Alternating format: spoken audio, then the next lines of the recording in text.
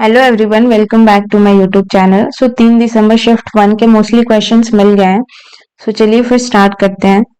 पहला क्वेश्चन जो पूछा गया था, what was Rohit Sharma's rank in terms of scoring in recent टी20 वर्ल्ड कप। पूछा गया था कि रोहित शर्मा ने जो अभी का टी20 वर्ल्ड कप था उसमें कितने रैंक पे था उनका टैली में, स्कोर पे बेसिस पे। सेकंड मोस्ट जो रन है इन्होंने स्कोर किया था। टॉप स्कोरर थे हमारे जो रहमानुल्लाह गुरबाज हैं जो अफगानिस्तान के हैं।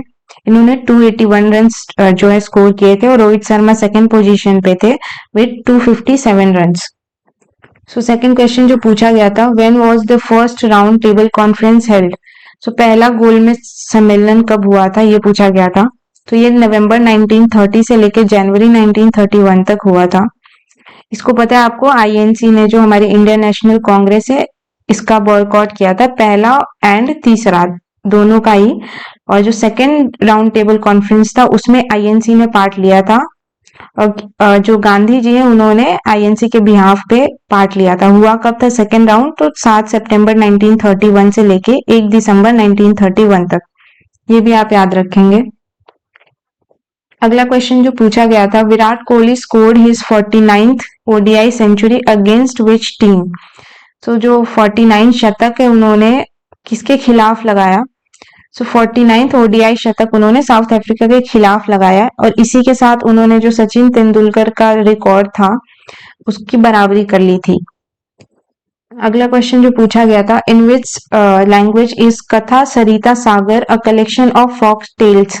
तो कथा सरिता सागर किस भाषा में लिखा गया था ये क्वेश्चन था। तो वो संस्कृत में लिखा गया था। किसके द्वारा लिखा गया था, तो सोमदेव जो कि कश्मीर से बिलोंग करते हैं उनके द्वारा लिखा गया था। तो ये भी आप याद रखेंगे। अगला क्वेश्चन जो पूछा गया था, which ruler changed his capital from Lahore to Delhi. Lahore से दिल्ली किसने अपना जो है राजधानी चेंज किया था। तो इसका राइट आंसर इल्तुतमिश हो जाएगा, जिन्होंने 12 से 11 से लेकर के 1236 तक रूल किया था। और ये पहले सुल्तान बने थे जिन्होंने जो खलीफा से इनको जो है मान्यता प्राप्त हुई थी। उसके अलावा इन्होंने जो सिल्वर कॉइन जिसका नाम टंका था और कॉपर कॉइन था जिसका नाम जीतल था, वो जो है लॉन्च किया था। उसके अलावा इनका जो काम है वो इन्होंने चालखानी या जिसको चलीसा बोलते वो भी इन्हीं ने फॉर्म किया था। तो ये इनके काम भी याद रखेंगे। इसके अलावा जो कुतुब मीनार है उसको कंप्लीट भी इन्होंने कराया था। स्टार्ट तो इसको कुतुबुद्दीन ऐबक ने किया था पर इन्होंने आगे का जो है वर्क किया था कंस्ट्रक्शन का। अगला क्वेश्चन जो पूछा गया था कि 28th जो COP 28 है, COP का फुल फॉर्म है क्लाइमेट चेंज कॉन्फ्रेंस। ये कहाँ हुआ था, तो ये दुबई में हुआ था 28th वाला। 29th कहाँ होने वाला है, एक्चुअली हो चुका है, तो बाकू अजरबैजान में हुआ। अजरबैजान की कैपिटल है बाकू, तो वो भी आप याद रखेंगे। अगला क्वेश्चन जो पूछा गया था कि युद्ध अभ्यास एक्सरसाइज जो है वो कहाँ हुई। युद्ध अभ्यास पहली बात हम करते किसके साथ है, तो यूएसए के साथ। इंडिया यूएसए की एक्सरसाइज है। ये राजस्थान में हुई थी, महाजन फील्ड फायरिंग रेंज में। इसके अलावा जोधपुर राजस्थान में तरंग शक्ति 24 भी हुई। ये भी आप याद रखेंगे। अगला क्वेश्चन जो पूछा गया था, who establish the Satyashodhak Samaj. Satyashodhak Samaj की स्थापना किसने की थी, तो ज्योतिबा फुले ने की थी। ये भी आप याद रखेंगे। अभी इससे ना इससे क्वेश्चंस काफी पूछे जा रहे हैं जो सोशियो रिलीजियस मूवमेंट और उनके फाउंडर्स है, जैसे जो ब्रह्मो समाज है राजा राम मोहन रॉय, तो वो पूछा गया था। बाकी भी आप देख लेंगे, जैसे आर्य समाज है बहुत ये भी फेमस है, तो दयानंद सरस्वती ने फाउंड किया था। तो ये भी आप याद रखेंगे। थियोसॉफिकल सोसाइटी से रिलेटेड क्वेश्चन आया था अभी प्रीवियस, जो शिफ्ट है एनी बेसेंट उनसे रिलेटेड है। उनके फाउंडर कोई और है, तो वो भी पूछा गया था। जो HP बालवेस्टी करके नाम है उनका, वो और ओलोकट, तो ये दो लोगों ने किया हुआ है थियोसॉफिकल सोसाइटी। उसके अलावा प्रार्थना समाज, आत्मारंग, पांडुरंग, ये सारे भी आप देख के जाएंगे। अगला क्वेश्चन जो पूछा गया था, what is the amendment for right to education. Right to education जो है कब ऐड हुआ था, तो वो 86 कॉन्स्टिट्यूशनल अमेंडमेंट हुआ कब था, तो 2002 में। यहाँ मेंशन है तो 2002 में हुआ था। इससे जो आर्टिकल 21A है वो ऐड किया गया था। उसके अलावा जो फंडामेंटल ड्यूटीज है उसमें भी जो है पार्ट फंडामेंटल ड्यूटीज में 11 जो है 11th पार्ट ऐड किया गया था। तो ये भी आप याद रखेंगे। कितने, तो 6 से 14 साल के बच्चों के लिए कंपलसरी एजुकेशन उसके लिए ऐड किया गया था 86 कॉन्स्टिट्यूशनल अमेंडमेंट एक्ट 2002। उसके अलावा 97th जो कॉन्स्टिट्यूशनल अमेंडमेंट एक्ट है वो भी बहुत इंपॉर्टेंट है। इससे जो है कोऑपरेटिव सोसाइटीज के बारे में इससे ऐड किया गया था, तो वो भी आप याद रखेंगे। अगला क्वेश्चन जो पूछा गया था, वेयर इज बराक और सुरमा रिवर ऑफ कछार ओरिजिनेट। सो बराक रिवर कहाँ से ओरिजिनेट होती है, तो ये मणिपुर में ओरिजिनेट होती है, ये भी आप याद रखेंगे। उसके अलावा नर्मदा जो है अमरकंटक से ओरिजिनेट होती है। गोदावरी त्र्यंबकेश्वर जो कि नासिक के पास है, त्र्यंबकेश्वर नासिक, तो यहाँ से गोदावरी। कावेरी तल कावेरी से ओरिजिनेट होती है जो कि कर्नाटका साइड है। तो ये चीजें भी आप जो है याद रखेंगे। अगला क्वेश्चन जो पूछा गया था, which river disappears in run of Kutch. तो क्वेश्चन कुछ ऐसा आया था कि कौन सी रिवर जो है समुद्र में मिलने से पहले ही जो है गायब हो जाती है, तो वो है लूनी रिवर, जो कि जो है रन ऑफ कच्छ में ही विलीन हो जाती है। ये ओरिजिनेट होती है अरावली रेंज में अजमेर के पास, और इसको सॉल्ट रिवर भी बोलते हैं। क्यों बोलते हैं, तो इसमें जो सैलिनिटी है वो बहुत हाई होती है इसके पानी में। अगला क्वेश्चन पूछा गया था कि हु बिल्ट विक्टोरिया मेमोरियल। तो विक्टोरिया मेमोरियल कहाँ बना था और कौन से साल में बना था, ये क्वेश्चन था। तो ये जो है 1921 में कंप्लीट हुआ था। ब्रिटिश राज ने इसको बनवाया था। कहाँ बनवाया था, तो कोलकाता में बनवाया था, ये भी आप याद रखेंगे। जो क्वीन विक्टोरिया थी उनके जो है मेमोरियल में बनवाया गया था इसको।